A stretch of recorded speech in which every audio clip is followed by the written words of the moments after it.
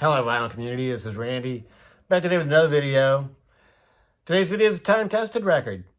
Time-tested records are records that have been in my collection for a long time, and I have listened to them consistently over the years, and I continue to listen to them consistently today. So today's time-tested record is Talking Heads, Remain in Light. 1980 album on Sire Records by American band Talking Heads.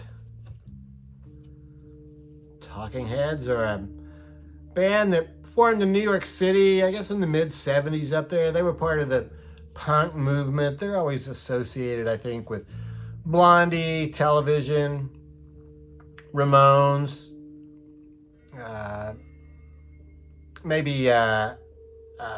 maybe the Dictators or something like that. But, you know, well, all those bands are so different. Patti Smith Group, I guess, would be part of that group of bands. But they all sounded so different from each other. And Talking Heads were sort of an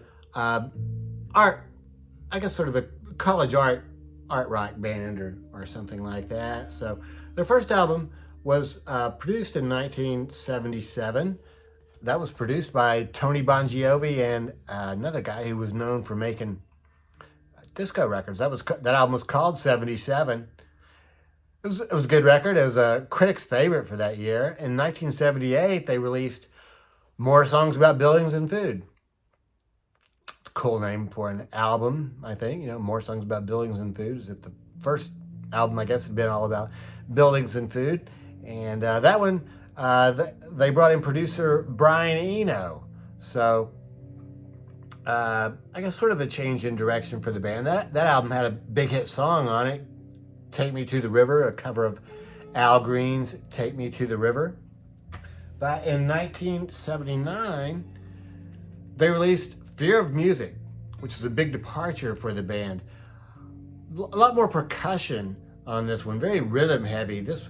Brian Eno took a much bigger hand in the writing of the songs, I think, on this one. Also, for the very first song, E Zimbra, the one with nonsense lyrics that I played in a video just a couple weeks ago. This is a record that I had when it came out. I had all three of those first albums when they came out back in the day, but I didn't have them anymore. Remain in Light was the only one I held on to, but I rebought this one just recently. And E Zimbra has the nonsense words. Robert Fripp plays on that. I guess does some guitar or guitar treatments or something on that song. So, yeah, that was sort of a step in the direction of going towards more rhythm and percussion. When they released Remain in Light in 1980, I think I got this record on the day that it came out, or certainly in that first week. There'd been a lot of publicity about it, so I've been in the music press and stuff, and so I was all ready for it. For this album, they brought in a couple other people to work on it. They kept Brian Eno as a producer or co-producer with the band. Brian Eno gets a lot of songwriting credits along with David Byrne. I think all the words are by David Byrne, but the music, a lot of it's credited to Brian Eno too. And they also brought in Adrian Belew to play guitar. Adrian Belew, who I think these are just about the years that he was in King Crimson. I think 1980, early 1980s was when he was in King Crimson. So guitarist Adrian Belew. So this album really starts out with some unusual sounds, but then it gets into a really heavier rhythm and stuff, and it's a very funky sounding, very percussion heavy, and yeah, really one of my favorite albums through the years. So it starts out with this song that's called, oh gosh, I don't think they're listed in order. It starts out with a song that's called Born Under Punches. So what I'm going to do right now is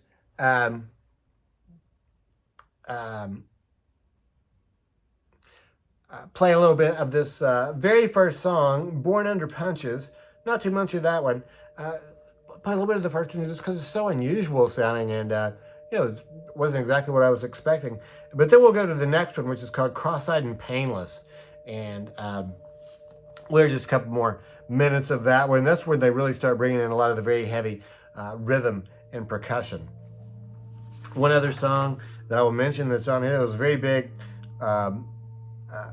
hit on MTV, I think, was Once in a Lifetime. That was one he talks about, you may find yourself living in a shotgun shack, and on the video he's doing this thing where he's going down his arm like this. So, I don't know if we'll hear any of that one or not, but we'll hear just a little bit of these first two songs, Born Under Punches and Cross-Eyed and Painless. So, I've got it all lined up and it should be ready to go here. So, we'll hear what this sounds like.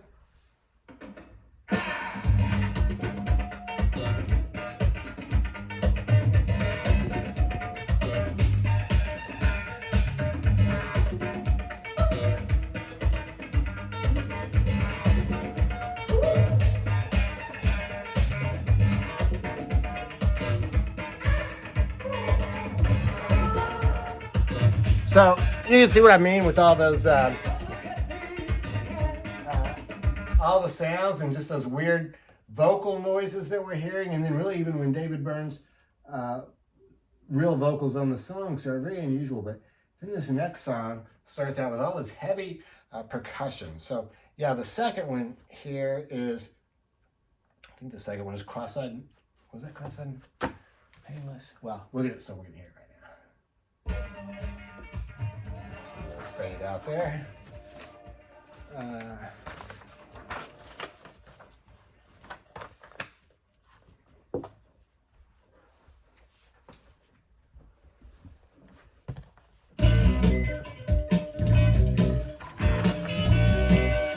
Yeah, Cross-Eyed and Painless is the name of the song.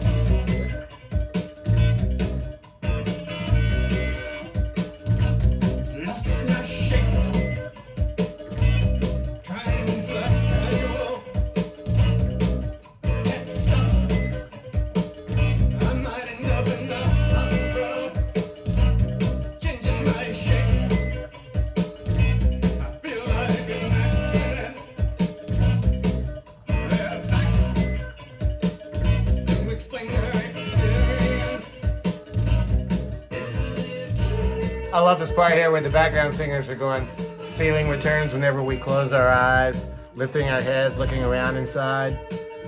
Fantastic.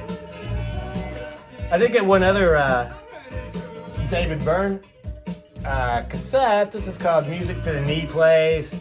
This was some background music he did for some choreography that was part of a much larger production.